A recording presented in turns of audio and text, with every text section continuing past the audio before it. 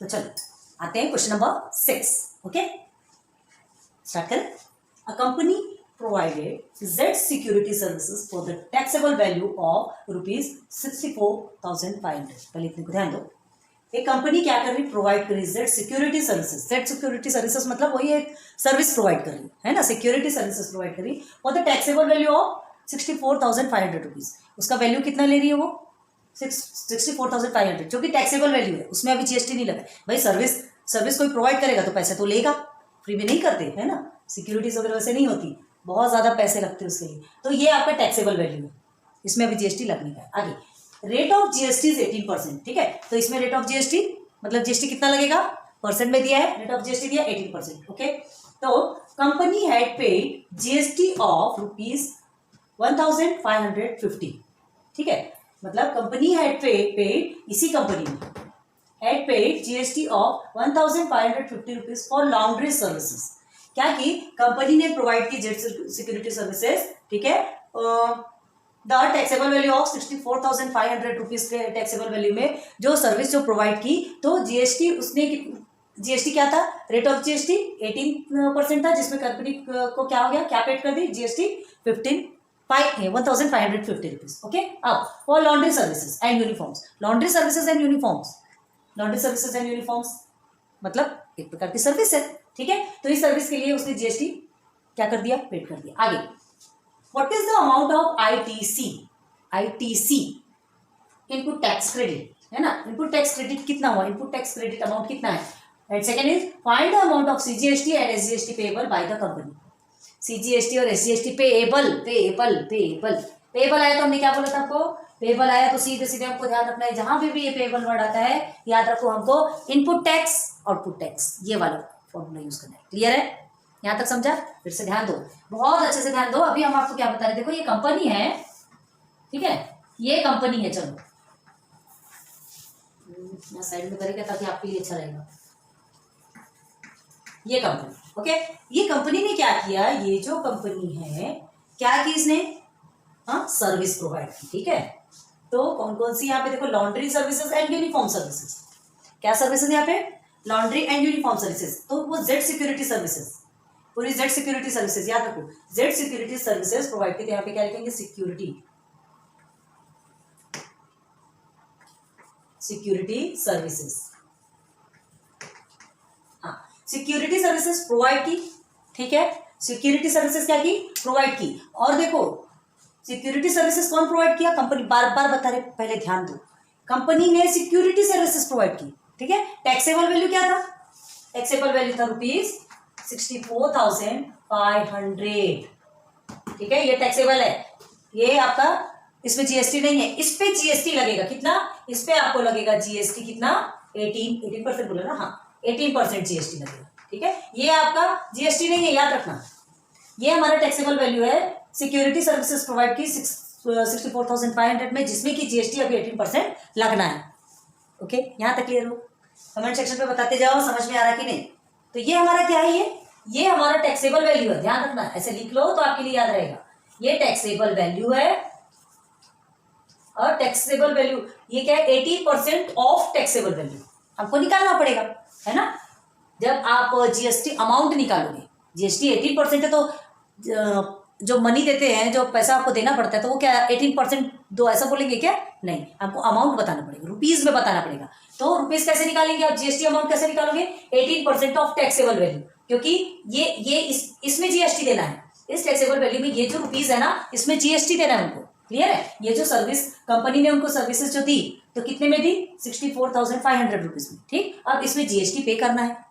Okay, यहां तक समझा। अब देखो यहाँ पे आगे क्या दिया, कंपनी है पेड, कंपनी ने पे किया जीएसटी ऑफ रुपीज 1,550। ठीक है, ये कंपनी ने पे किया, तो पे किया मतलब किसको पे किया, पहले वाले को पे किया होगा ना, पहले वाले को पे किया। यहाँ तो प्रोवाइड करी, यहाँ प्रोवाइड करी तो इतना रुपीज ली, और उसमें जीएसटी भी लेने वाली है, जीएसटी अभी लेने वाली है, उससे टैक्सेबल वैल्यू में जीएसटी ऐड होगा। ठीक है, तो अब ये कंपनी ने सेकेंड लाइन में क्या बोला है, company had paid GST of rupees 1,550। ठीक है, ये क्या है, जीएसटी, देखो यहाँ पे लिखा है जीएसटी ऑफ जीएसटी ऑलरेडी, मतलब ये पूरा यहाँ पे जीएसटी अमाउंट दिया है जो कि ऑलरेडी पे हो चुका है, और यहाँ पे जीएसटी परसेंट पे दिया है ना, उसका हमको अमाउंट नहीं पता। अब देखो 1550 रुपीज उस कंपनी ने क्या की, पेड कर दी। किसके लिए? For laundry services and uniform. किसके लिए पेड कर दी?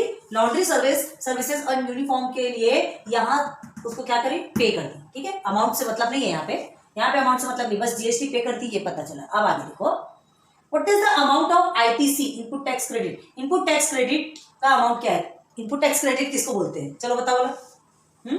ये ध्यान रखना, कंपनी ने क्या प्रोवाइड की? Security services.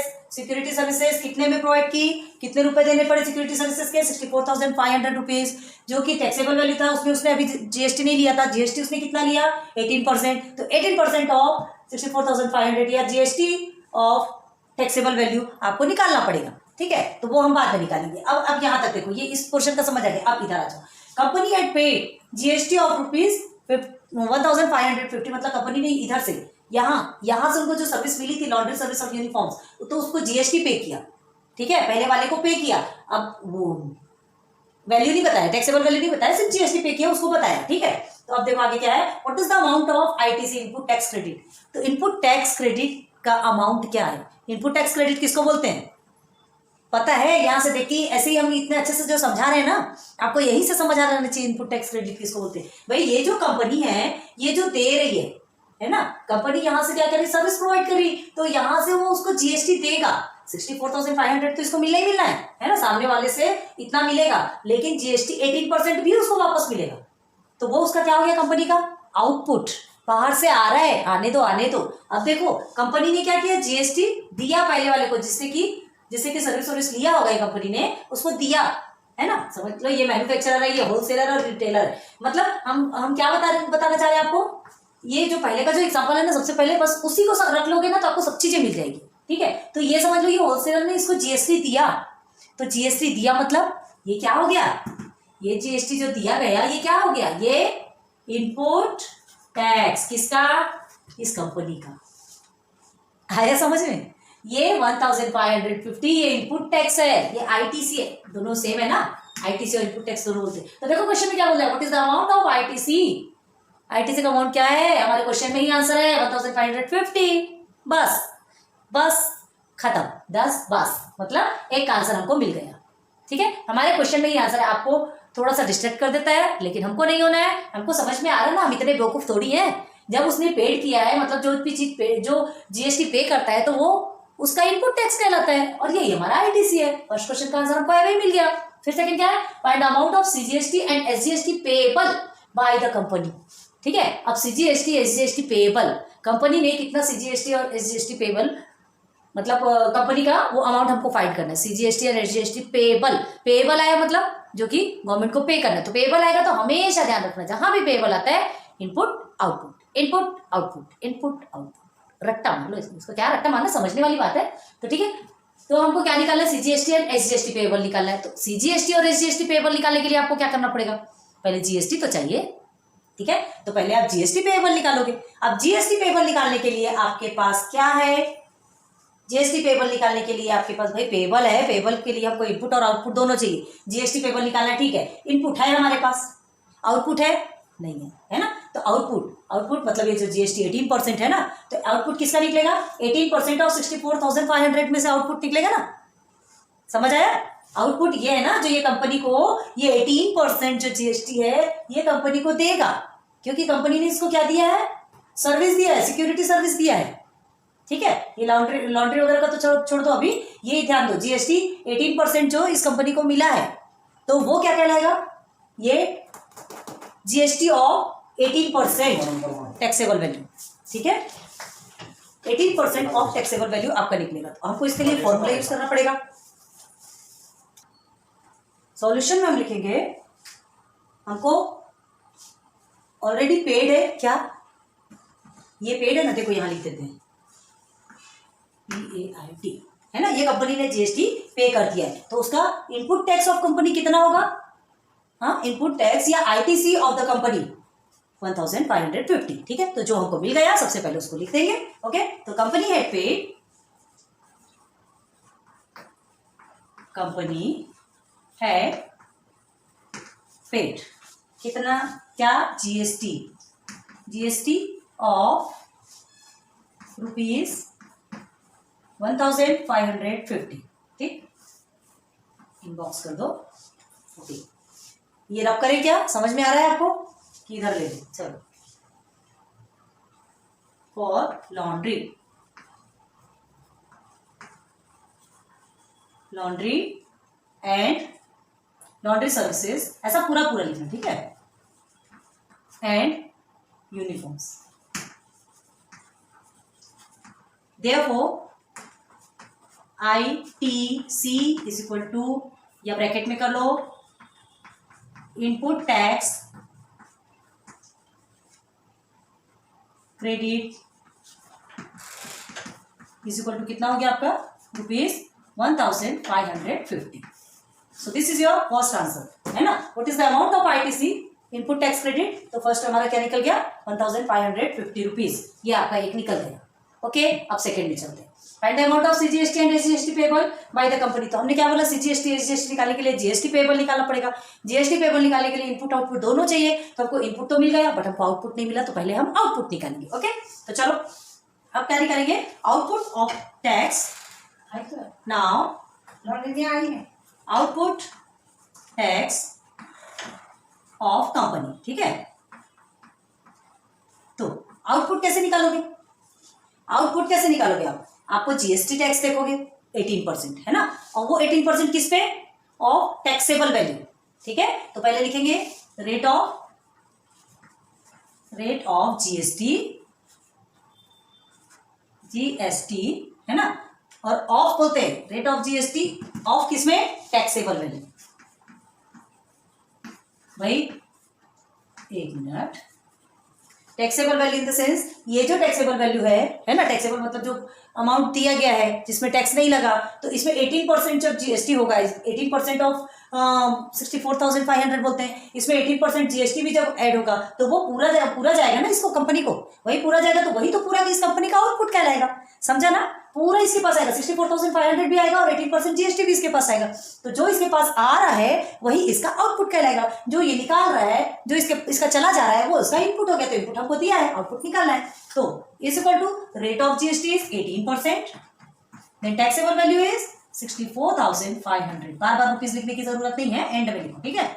तो 18%, 18/100 मल्टीप्लाई बाय 64,500, कट गया। ओके, तो 18 मल्टीप्लाई बाई 645, आप ऐसे लिख लो तो आपके लिए इजी रहता है, ठीक है, 645। तो अब आपका आउटपुट टैक्स ऑफ कंपनी जो कि इसके पास आएगा वो कितना निकलेगा, ठीक है। तो हम मल्टीप्लाई करके देखेंगे और उसका सॉल्यूशन हमारा कितना निकलेगा, हमने करके रखा है, चलो 11,610। क्लियर है, चलो करके भी दिखा देते, कोई प्रॉब्लम नहीं। 645 मल्टीप्लाई बाई 18 है, ओके, 8 5 40, 8 4 32, 36 हो गया। उसके बाद 8 6 48, हमने क्या लिया था, कितना लिया था, भूल गए। 8 5 40 एंड 4 4 32, 36, 3 कैरी लिया था, है ना, 3 कैरी लिया था। उसके बाद फिर 8 6 48 एंड 49 50 51, ओके, यहाँ तक समझा। अब सबको ऐसे ही कैसा लिख दो, 5 4 एंड 6 0 6 5 1, इधर कितना होगा, ये हो गया 6 एंड 5 6 11, आ गया 11,610। क्लियर है, चलो आपको ऐसा लगता होगा कि हम डायरेक्ट कर दिए, तो चलो सॉल्यूशन करके भी दिखा देते। तो आउटपुट टैक्स ऑफ कंपनी कितना निकला आपका, 11,610, ये आप कर रहे हैं हम। ओके, तो हमारा आउटपुट निकल के आ गया, इनपुट हमको मिला, ये आउटपुट निकल के आ गया, जो आपका निकल के आता है ना, इनबॉक्स कर लिया करो, अच्छा रहता है, ठीक है। आउटपुट निकल के आ गया। अब हमको क्या निकलना, अब देखो इनपुट भी मिल गया, आउटपुट भी मिल गया, हमको CGST SGST जल्दी निकालना है। क्यों जल्दी निकालना है यार, पहले जीएसटी तो निकाल लो, ठीक है। तो अब देखेंगे GST payable of the company, ठीक है, कंपनी को कितना जीएसटी, किसको, गवर्नमेंट को पे करना पड़ेगा, ठीक है। तो निकालेंगे इधर, अब रब कर देंगे इसको, अब तो समझ में आ रहा होगा ना आपको,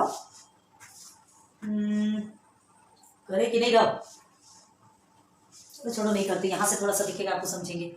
क्या है, जीएसटी पेबल ना। Now GST payable of the company, ठीक है, इज इक्वल टू क्या, output tax output tax minus ITC. तो आउटपुट टैक्स कितना निकला आपका? ज्यादा अमाउंट निकल रहा क्या? अमाउंट भी ज्यादा है, टेंशन वाली बात नहीं है, ठीक है।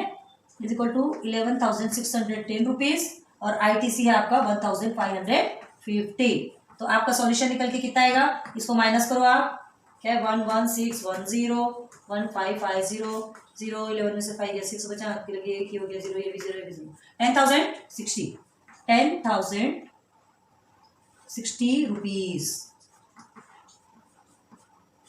क्लियर? तो ये 10,060 रुपीज क्या है? जीएसटी पेबल, मतलब इतना जीएसटी उसको पे करना है गवर्नमेंट को, ठीक है, इतना जीएसटी गवर्नमेंट को पे करना है 10,060 रुपीज। ये भी इनबॉक्स कर लो, है ना। अभी हमको जीएसटी नहीं चाहिए, हमको आउटपुट भी नहीं चाहिए, हमको इनपुट चाहिए था तो इनपुट तो क्वेश्चन नहीं मिल गया, हमको एसजीएसटी और सीजीएसटी चाहिए। तो जीएसटी जब तक नहीं मिलेगा, बाप जब तक नहीं आएगा तो बेटा कैसे आएगा? चलो, GST payable of the company हो गया, मिल गया 10,060 रुपीज। ओके, चलो अब इसके बाद हमको क्या करना है? इसके बाद हमको सीजीएसटी और एसजीएसटी निकालना है। तो क्या लिखेंगे? देयरफॉर अमाउंट ऑफ सीजीएसटी, ठीक है, and SGST payable. Okay, amount of CGST and SGST payable is equal to क्या? This and this payable is equal to क्या? Amount of GST payable upon 2, ठीक है। यहां नीचे लिखते हैं अमाउंट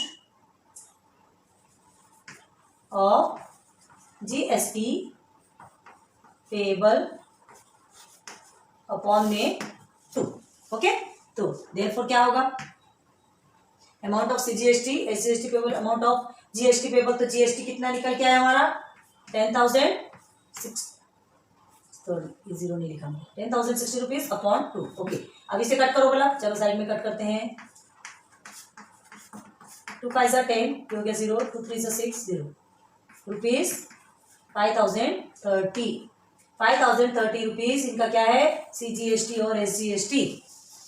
क्लियर है? तो चलो दोनों भी आंसर मिल गए आपको। क्या पहले पूछा था? इनपुट टैक्स क्रेडिट, और दूसरा सीजीएसटी और एसजीएसटी। भाई दोनों भी सेम है ना, सीजीएसटी एसजीएसटी दोनों में सेम सेम देना पड़ेगा।